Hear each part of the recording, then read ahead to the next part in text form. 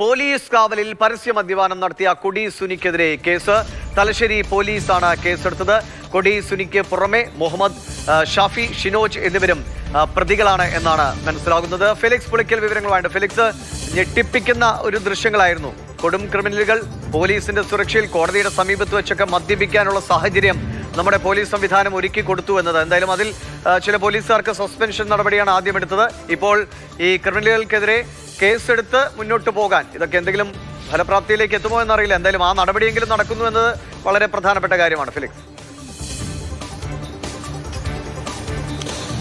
Divesh, അബ്കാരി act പ്രകാരമാണ് ഇപ്പോൾ കേസെടുത്തിട്ടുള്ളത് പരസ്യ മദ്യപാനത്തിനെതിരെ.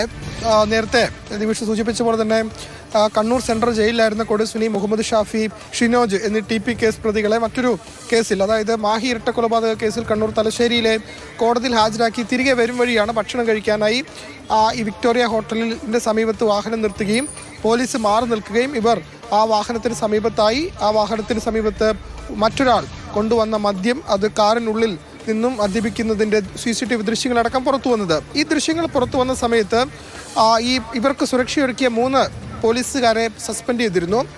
എന്നാൽ കൊടി സുനിക്കെതിരെ കേസെടുക്കാൻ തലശ്ശേരി പോലീസ് തയ്യാറായില്ല. അന്ന് പോലീസ് പറഞ്ഞ വാദം ഇതാണ്: ഇതൊരു പരസ്യ മദ്യപാനമല്ല, പരസ്യമായൊരു ഇടത്തല്ല, ഇത് ഒരു പ്രൈവറ്റ് പ്രോപ്പർട്ടിക്കുള്ളിൽ വെച്ചാണ് ഈ സംഭവം നടന്നിരിക്കുന്നത്. മാത്രമല്ല, മദ്യപിച്ചാൽ ആ സമയത്താണ് കേസെടുക്കാൻ കഴിയുക, അതിനുശേഷം കേസെടുക്കാൻ കഴിയില്ല തുടങ്ങിയ വാദങ്ങളാണ് അന്ന് തലശ്ശേരി പോലീസ് ഉന്നയിച്ചത്. പക്ഷേ ഇപ്പോൾ കേസെടുത്തിരിക്കുന്നു. അബ്കാരി ആക്ട് പ്രകാരമാണ് കേസ്. അതായത് പരസ്യ മദ്യപാനം നടത്തി എന്നതിലാണ് 3 പേർക്കെതിരെ, കൊടുസുനി അടക്കം മുഹമ്മദ് ഷാഫി, ഷിനോജ്, ഈ 3 പേർക്കെതിരെ ഇപ്പോൾ തലശ്ശേരി പോലീസ് കേസെടുത്തിട്ടുള്ളത്. ഏതായാലും പോലീസ് ഈ വിഷയത്തിൽ ആദ്യം കേസെടുക്കാത്ത സമീപനമാണ് സ്വീകരിച്ചത്. എന്നാൽ DGP റവാഡ ചന്ദ്രശേഖരൻ കണ്ണൂർ എത്തിയ സമയത്ത് ഈ വിഷയത്തിലൊക്കെ നടപടിയെടുക്കുമെന്ന് മാധ്യമങ്ങൾക്ക് മുമ്പാകെ വ്യക്തമാക്കുകയും ചെയ്തു. അതിനുശേഷം എങ്ങനെയാണ് തലശ്ശേരി പോലീസ് അങ്ങനെ ഒരു തീരുമാനമെടുക്കുന്നത്? ഇത് മദ്യപിക്കുന്ന സമയത്താണ് കേസെടുക്കേണ്ടത്, അല്ലെങ്കിൽ അത് പൊതുസ്ഥലത്തെ മദ്യപാനമല്ല എന്നൊക്കെ പറയും. ഇത്രയും വലിയ കേസുകളിലെ പ്രതികളായ ആളുകൾ പോലീസിന്റെ കാവലിൽ മദ്യപിക്കുന്ന സാഹചര്യം, കോടതിക്ക് സമീപത്ത് വെച്ച് തന്നെ മദ്യപിക്കുന്ന സാഹചര്യം ഉണ്ടാവുക എന്ന് പറഞ്ഞാൽ അതെങ്ങനെയാണ് ഇത്ര നിസ്സാരമായി കാണാൻ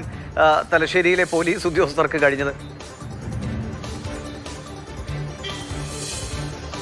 തീർച്ചയായും അതാണ് ഏറ്റവും പ്രധാനപ്പെട്ട കാര്യം. അതായത് ഇങ്ങനെയൊരു കാര്യം, അതായത് കൊടിസുനിയെ പോലെ, ഷിനോജിനെ പോലെ ഉള്ള പ്രതികൾക്ക് അവർക്ക് എങ്ങനെയാണ് ഇങ്ങനെയൊരു സൗകര്യം ഒരുക്കി കൊടുക്കുന്നത് എന്നൊരു ഒരു പ്രധാനപ്പെട്ട ചോദ്യമുണ്ട്. ഏതായാലും പോലീസ് അക്കാര്യത്തിൽ ആദ്യം വളരെ നിസ്സംഗമായ സമീപനമാണ് സ്വീകരിച്ചത്.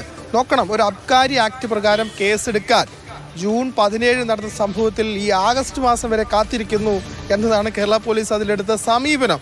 അതായത് ഇത് വലിയ വിവാദവും വാർത്തയായതിനു ശേഷം മാത്രമാണ് ഇതിലൊരു ഇടപെടൽ നടത്താൻ തലശ്ശേരി പോലീസ് തയ്യാറായതെന്നതാണ് ഏറ്റവും പ്രധാനം. എന്തായാലും കൊടിസുനിക്ക് അടുത്ത കേസായിരിക്കുന്നു എന്നതാണ്. മദ്യപാനത്തിനെ തുടർന്നാണ് കൊടിസുനിക്കെതിരെ ഇപ്പോൾ കേസെടുത്തിരിക്കുന്നത്. മറ്റു 2 പേർ കൂടി ഇതിൽ പ്രതികളാണ്.